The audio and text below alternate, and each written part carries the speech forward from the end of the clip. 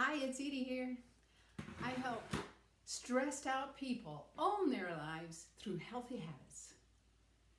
Today I'm going to talk to you about thinking small. So, we remember the 4 principles of habit formation. First, you got to remind yourself everywhere. You got to make it fun. You got to make it pleasurable. You got to keep it small. Keep it very, very doable. And you've got to celebrate. You've got to keep track and celebrate because those are the keys. That's how you do it. So, I have had times in my life when I decided I really needed to exercise. And so I would do something like go out and buy a new running outfit and new running shoes and decide that I'm going to run 3 miles a day and then not do it because I don't actually like to run. We talked about that a little bit. And then I've gotten gym memberships and never gone to the gym. I have signed up for weight loss programs and not done the work, and all kinds of things. I've gone and worked out really, really hard and made myself so sore I wouldn't go back.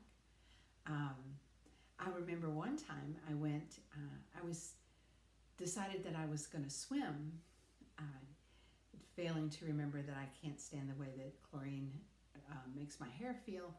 And I'm swimming along, swimming really, really hard. My heart is pumping and I'm thinking, I decided to exercise to prevent a heart attack, not precipitate one.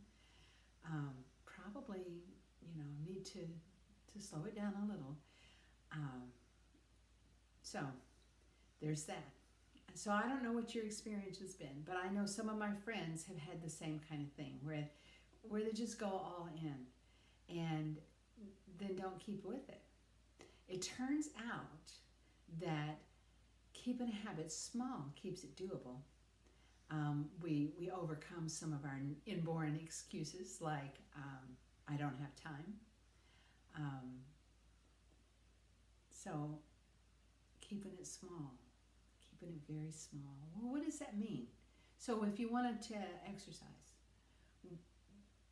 what's your barrier? What's keeping you from it? For me, at times it was getting ready. I didn't like putting on my workout clothes. I had joined a gym one time and found that I wouldn't go and realized that it was because I didn't actually tour the gym and I didn't know where the locker room was and I didn't know how it was laid out and I didn't know if I needed a lock and I didn't know if it was safe and I didn't know if there was privacy. And so now looking back, what I could have done and didn't because I didn't have this information then, I could have made my goal to just go to the gym every day. Whether I actually went in and found the locker room or not, just go to the gym and go through the door and keep track of that. Because eventually I would have gone through the door and I would have gone to the locker room, I would have found it, I would have gotten over it. But it was that barrier. And so for some people, the habit is going to the gym. And that's what they keep track of. So you find the smallest piece that will make a difference. Now, one of the strongest habits that I developed when I very first started this process was my habit of meditation. And so I started with buying a book. Everything always starts with me buying something, it seems like.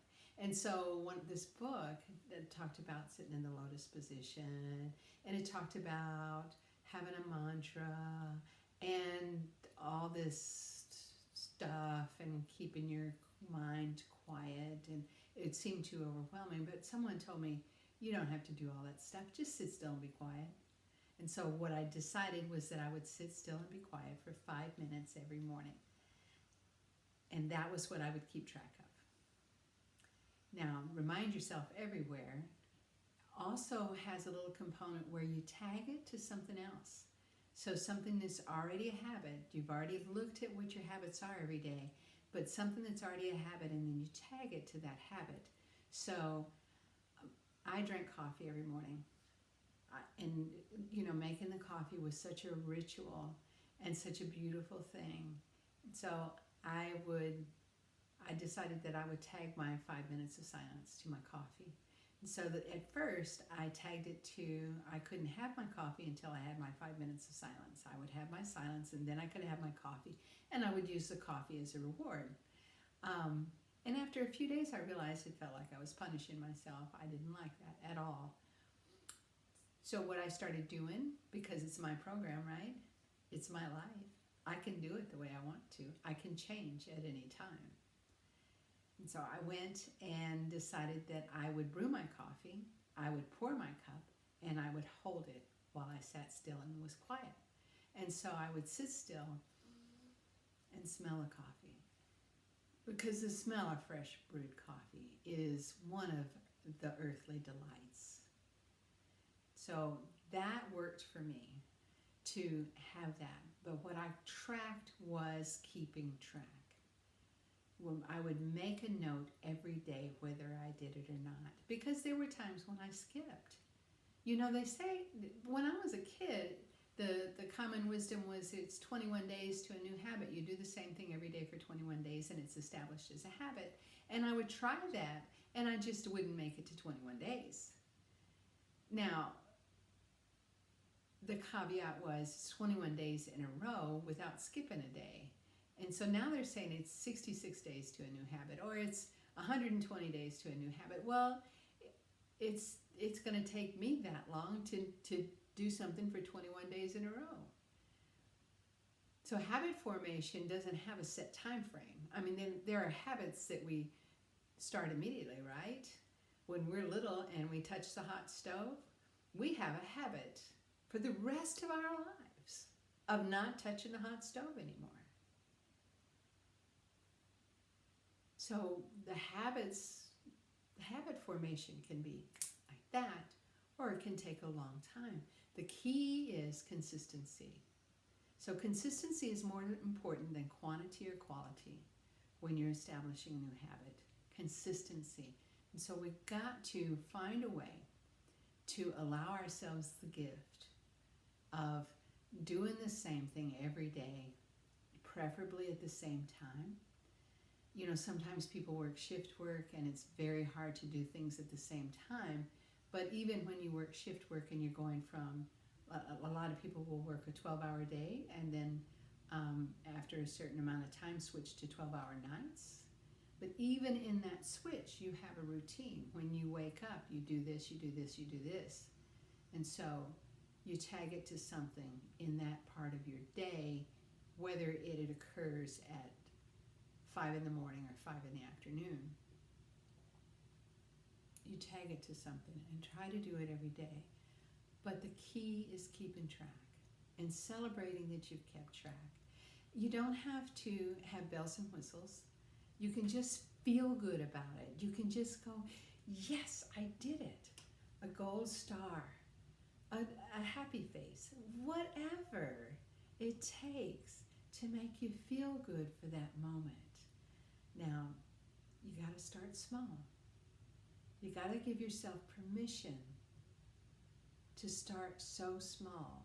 Your goal might be to be a black belt in jiu-jitsu.